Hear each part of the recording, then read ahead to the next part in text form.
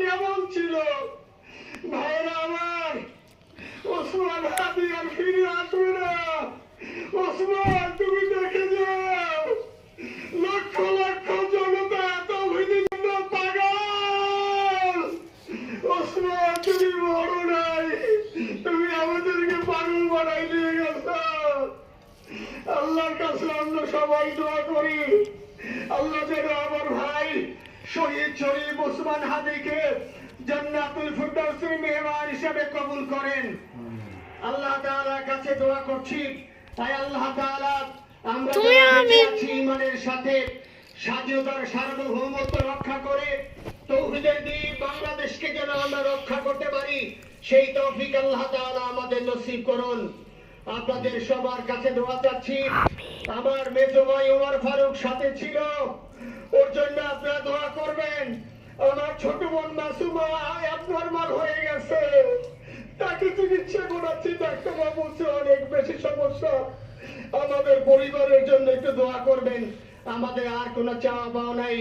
শরীফ ওসমান হাদি, তুমি বেঁচে থাকো, আমরা ওর জন্য দোয়া করি।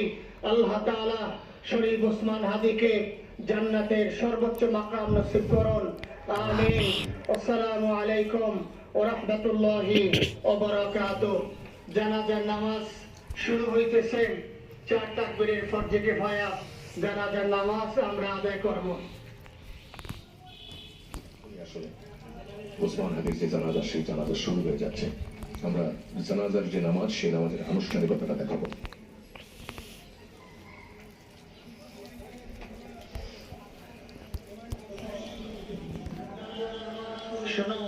শুরু হচ্ছে জানাজার নামাজ শুরু হইতেছে। 4 তাকবীরের সাথে ফরজে কিফায়া জানাজার নামাজ কিবলামুখী হয়ে ইমামের পিছনে আদায় করতেছি। আল্লাহু আকবার। এভাবে আমরা নিয়াত করে নেব। যারা আরবিতে নিয়াত পারি তা আরবিতে করব, যারা আরবিতে পারবো না তারা বাংলা এভাবে বলে নেব। 4 তাকবীরের প্রথম তাকবীরের পরে আমরা সানা পড়ব। নামাজের মধ্যে যে সানা পড়ি এভাবেই সুবহানাকা আল্লাহুম্মা ওয়া বিহামদিকা ওয়া তাবারাকা ইসমুকা। আমাকে এই সানা বলেছে। দ্বিতীয় তাকবীরের পরে আমরা দুরূদ শরীফ পড়ব। তৃতীয় তাকবীরের পরে একটি দোয়া আছে, আল্লাহুম্মা গফির লিহাইয়িনা ওয়া মাইয়িতিনা, এই দোয়াটি আমরা পড়ব। চতুর্থ তাকবীরের পরে আমরা সালাম ফিরায়ে আমরা নামাজ শেষ করব। জানাজার নামাজ শুরু হচ্ছে।